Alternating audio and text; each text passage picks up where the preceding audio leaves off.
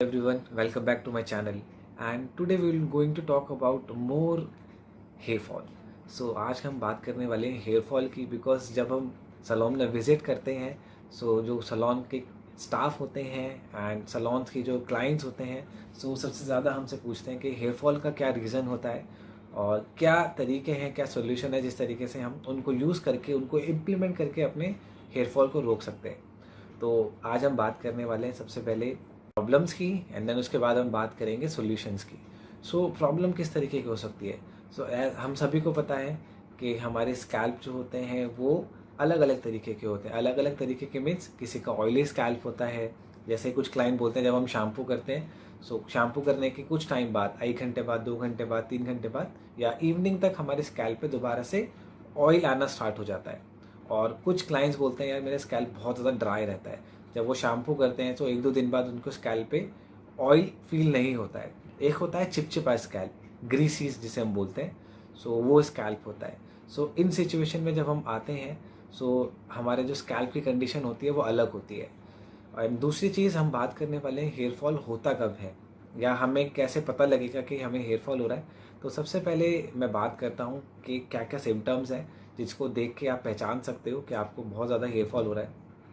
कई बार क्या होता है, जब क्लाइंट नॉर्मल कॉम भी करता है, वो बोलता है हेयर फॉल हो रहा है बहुत ज़्यादा, बिकॉज उनको कॉम में हेयर्स दिखते हैं।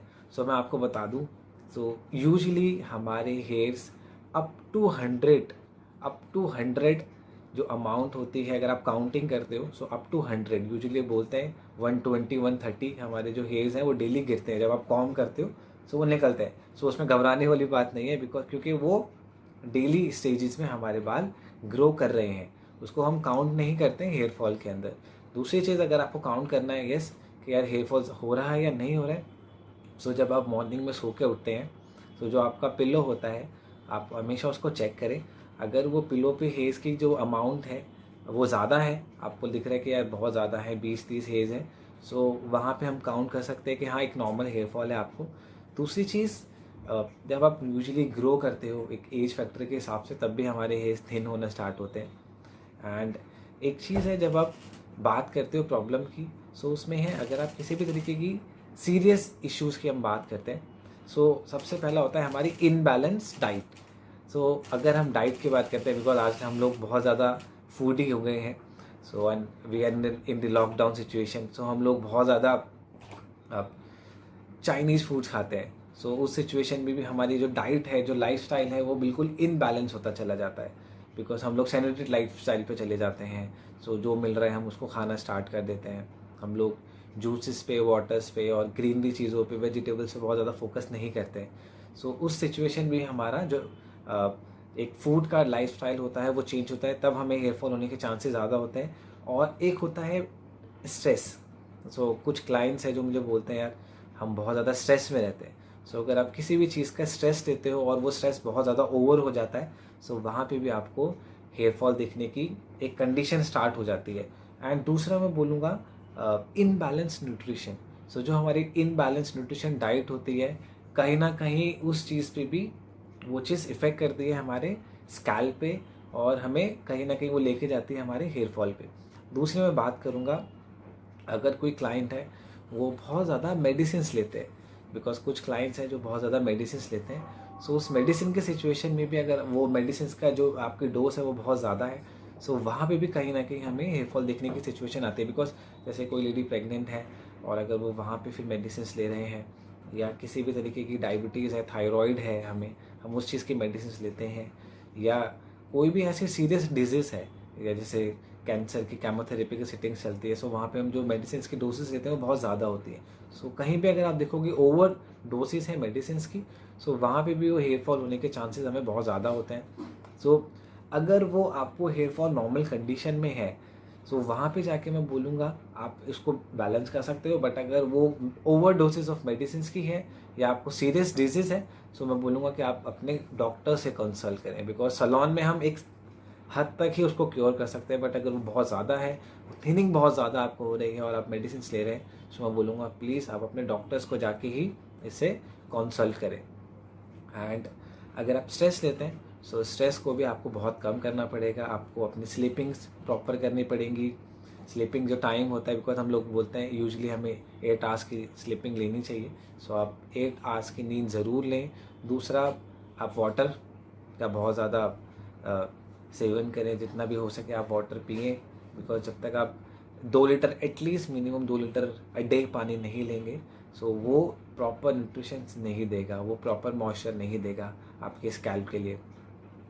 एंड एक चीज़ मैं बोलूँगा, हमारे रॉन्ग प्रोडक्ट, कई बार क्या होता है हम लोग कुछ भी प्रोडक्ट यूज़ करना स्टार्ट कर देते हैं, चाहे वो कोई भी प्रोडक्ट हमें किसी ने भी सजेस्ट किया, मेरे पड़ोसन ने मुझे सजेस्ट किया या मेरे फ्रेंड ने मुझे सजेस्ट किया, मेरी कलीग ने मुझे सजेस्ट किया कि यार आप ये यूज़ करो, बट हमें नहीं पता, बिकॉज हमारा जो स्कैल्प है वो अलग है, उनका जो स्कैल्प है वो अलग है।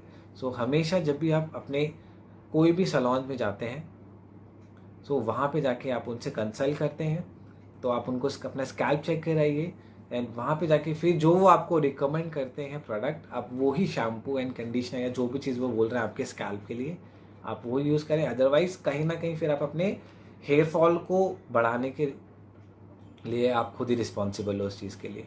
सो अभी कैसे उसको करना है, सो ये तो थे कुछ हमारे पॉइंट्स जहाँ पे हम बात करते हैं कि, एंड समटाइम हम देखते हैं कि एक हेयर फॉल होने के 2 रीज़न और होते हैं जो मुझे लगता है, एक होता है जेनेटिक और एक होता है seasonable hair loss. So genetic मतलब जब हम बात करते हैं थिनिंग की, स्पेशली मैं बोलूँगा, जब हम बात करते हैं इस बारे में, सो हमारी एक फैमिली से एक प्रथा चलती हुई आती है।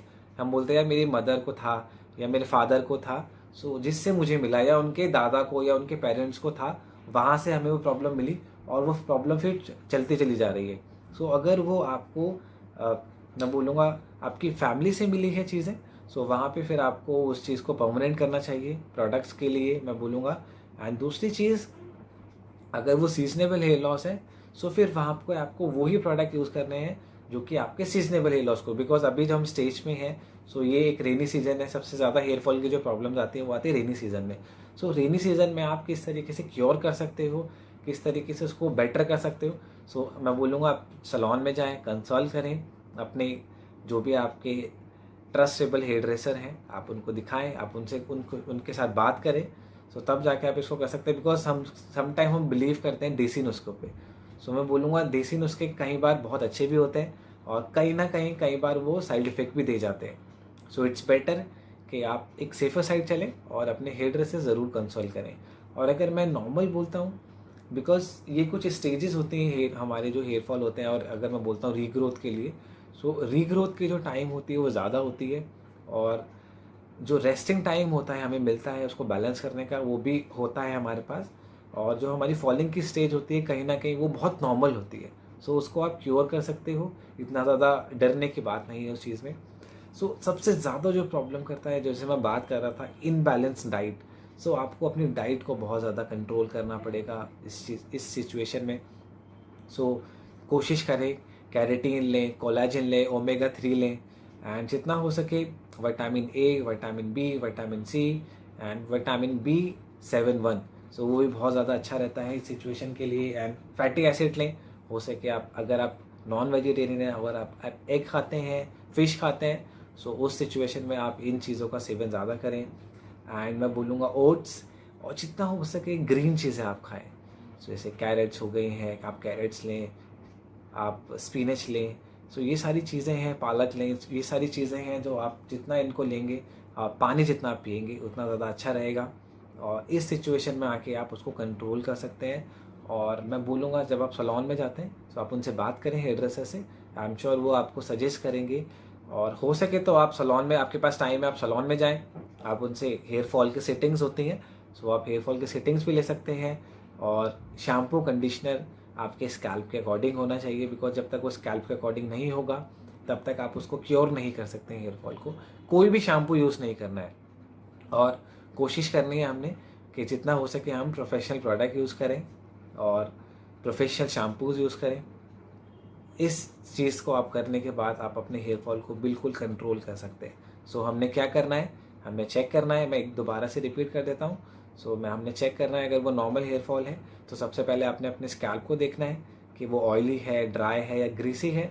दूसरा, आपको ये देखना है कि आप प्रोडक्ट प्रॉपर तरीके से यूज़ कर रहे हो। तीसरा, अगर आपके पिलो पे आपको हेयर ज़्यादा दिख रहे हैं तो। एंड चौथा मैं बोलूँगा, अगर आपकी कुछ डिजीज़ है, मेजर डिजीज़ है, सो मैं बोलूँगा उसके लिए आप डॉक्टर्स को ही सजेस्ट करें, उनसे ही कंसल्ट करें, वो ही आपको फिर प्रॉपर मेडिसिन के थ्रू या जिस भी तरीके से वो चलाना चाहते हैं वो चलाएंगे। और अगर वो नॉर्मल हेयर फॉल है सो आपको घबराने की ज़रूरत नहीं है, आप सैलून में जाके उसको आराम से इजीली क्योर कर सकते हो। और आप घर पे भी कर सकते हो अगर आपको सैलून में जाने का टाइम नहीं है। सो आपने अपना बैलेंस लाइफस्टाइल करना है, नींद लेनी है, पानी पीना है और जितना हो सके ग्रीन वेजीज लेनी है, आप उसको कर सकते हो।